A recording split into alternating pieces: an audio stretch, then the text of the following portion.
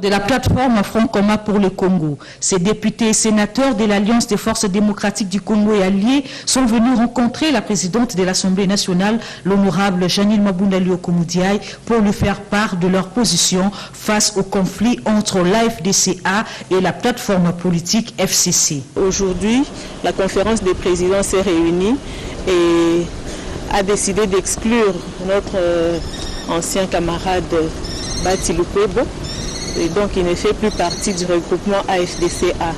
Et nous sommes aussi venus informer que les députés ont décidé de garder jusqu'à nouvel ordre notre groupe parlementaire intact. Et pour le futur, nous sommes venus rassurer la présidente de l'Assemblée que le regroupement AFDCA continue à travailler sous le leadership du Raïs Joseph Kabila Kabange et notre appartenance au FCC. Nous avons pris acte de son auto-exclusion et nous avons pris acte de sa volonté de continuer en indépendant. Les conséquences sont claires. Nous continuons en tant que AFDCA et lui continue en indépendant. Ces élus du peuple jurent sur la loyauté à l'autorité morale du Front commun pour le Congo. Le sénateur à vie, Joseph Kabila Kabange, ont-ils indiqué.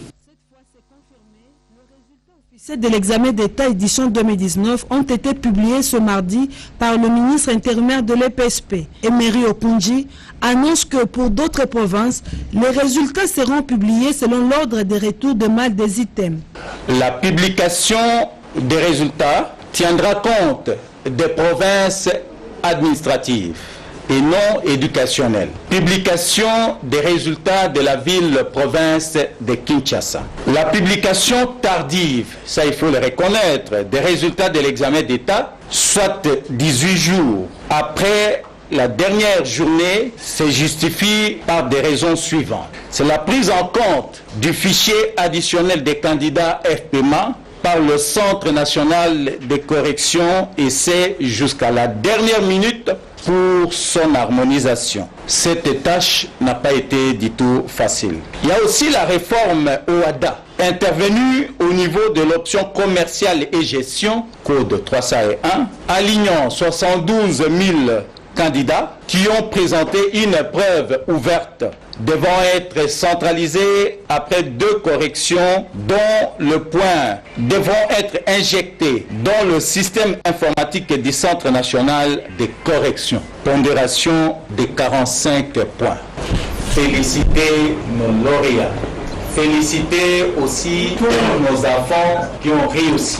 Et par la même occasion, encourager ceux qui n'ont pas pu réussir à cette session, de ne pas se décourager, de fournir beaucoup d'efforts pour réussir à l'année scolaire 2019-2020. Juste après, le ministre a remis les supports des résultats aux responsables des entreprises de téléphonie cellulaire, question de faciliter aux finalistes concernés l'accès aux résultats. C'est aussi une occasion pour l'inspecteur général de l'EPSP, Michel Diamba, de livrer les noms de quelques lauréats de l'édition 2019 de l'examen d'État pour la ville-province Kinshasa. Pour cette session 2019, les résultats de l'examen d'État sont évalués à 72% sur toute l'étendue du territoire national.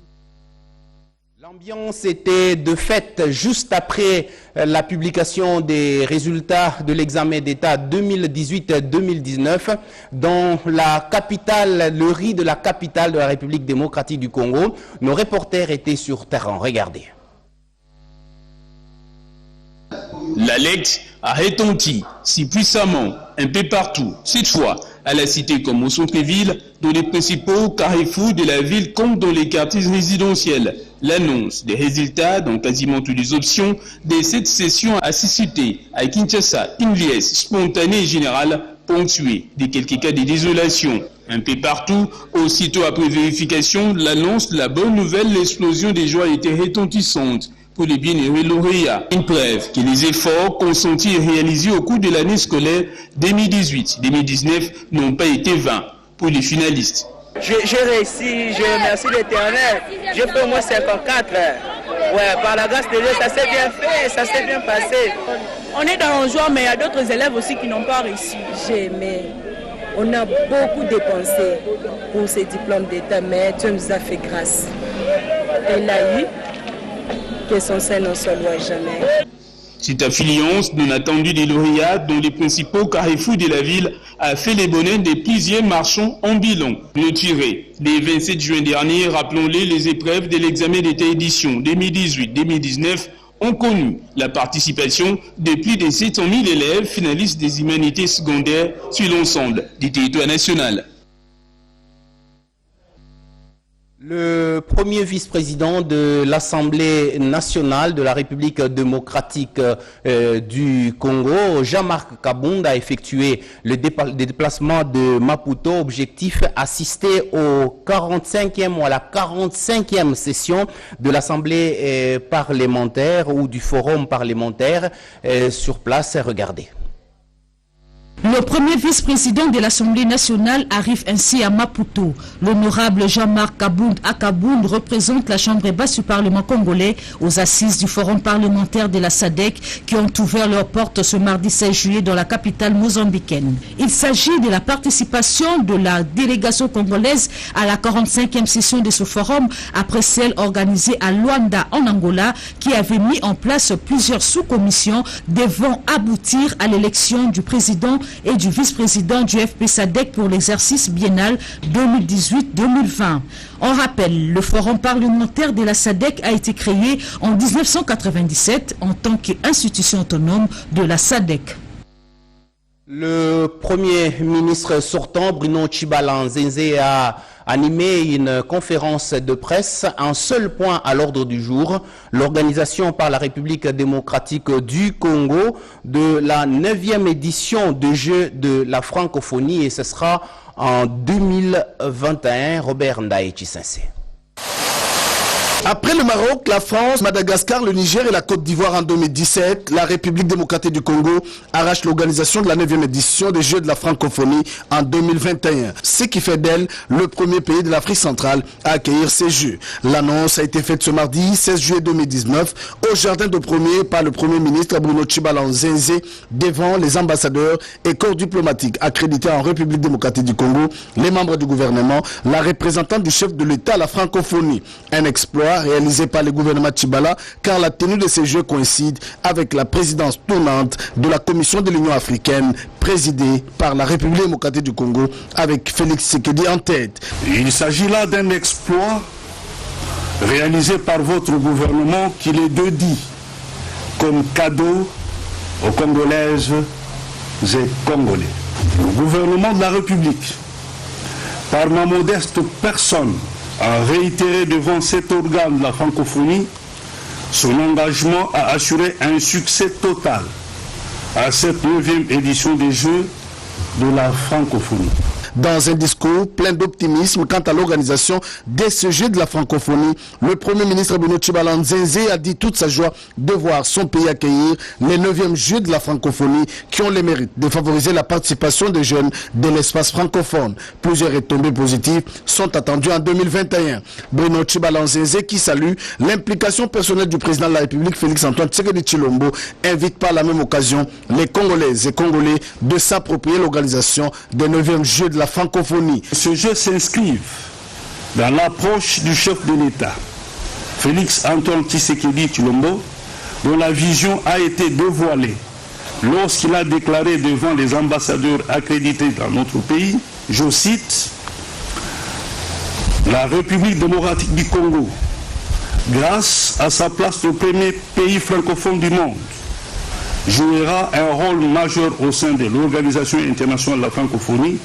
dans la mise en œuvre de son programme et dans la réalisation harmonieuse de ses objectifs. » Ça n'est suivi le jeu de questions et réponses pour comprendre les détails techniques et financiers quant à l'organisation de ce jeu de la francophonie. La francophonie doit être ce cadre propice permettant à la République démocratique du Congo d'être réellement un partenaire dans la défense de la langue française. Après les conflits qui a eu lieu dans les concessions des KCC et Tenke Fungurume, nous sommes là dans la province du Haut-Katanga. Le vice-premier ministre, ministre de l'Intérieur et de Sécurité, Basile Olongo, a été sur place. Question de sensibiliser la population et de le minier à pouvoir travailler dans la paix et le calme. Regardez. Une mission de vérification qui a conduit le vice-premier ministre intérimaire de l'Intérieur et Sécurité, Basile Olongo Pongo, dans la province d'Ilualaba. La délégation gouvernementale, conduite par les patrons de la territoriale, s'est entretenue en amont avec les autorités provinciales avant de mettre le cap vers les concessions minières des KCC et des Teke Fungurume Mining pour se rendre compte du travail abattu par les forces armées dans la sécurisation de ces sites. Sur place, Basile Olongo Pongo reçoit les explications du général Yav. La police qui a la maîtrise de la matière dans le maintien de l'ordre public, c'est toute la gestion de foule qui devait intervenir à chaque moment. L'armée restait derrière à chaque fois qu'il y avait un problème avec la population civile, de façon à pouvoir respecter leurs règles d'engagement. Effectivement, une inquiétude qui revient après l'observance des instructions du chef de l'État, Félix Antoine Tshisekedi Tshilombo. Nous venons de visiter, il n'y a plus de creuseurs dans ces concessions-là. La deuxième phase, ce sont nos compatriotes, il faut les encadrer, il faut sensibiliser, les regrouper en coopératives, les orienter là où on va placer des zones d'exploitation artisanale. Les autres, les convertir dans l'agriculture, au lieu de laisser que ce service-là, cette sous-traitance-là, soit faite par des étrangers qui amènent des tomates ici. Non, non, non. Que ce soit nos propres fils qui le font, qui approvisionnent la société, ils doivent bénéficier de la présence de cette société ici dans votre commune. C'était en présence du gouverneur de la province du Lualaba, Richard Mouyej Manguez-Mans, que le vice-premier ministre intérimaire de l'Intérieur et Sécurité, Basile Olongo Pongo, ayant cerné les contours de cette problématique, a donné des assurances quant à son implication dans le suivi des instructions du chef de l'État avant de se rendre à la concession Teke Fungurume et boucler sa mission.